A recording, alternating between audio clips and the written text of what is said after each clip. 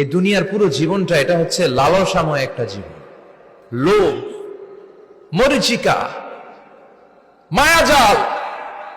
এই মায়াজালে আমরা আটকে আছি, ফলে মৃত্যুর কথা আমরা ভুলে গিয়েছি।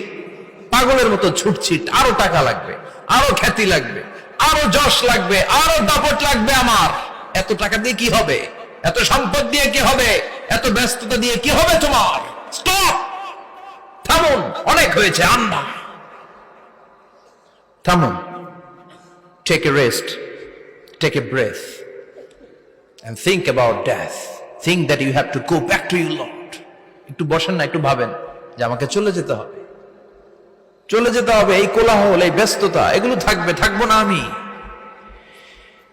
সাইয়েদনা ওমর ফারুক বলেছেন, মুতু ক্বাবলা আন তামুতু, মরার আগে একবার মরো।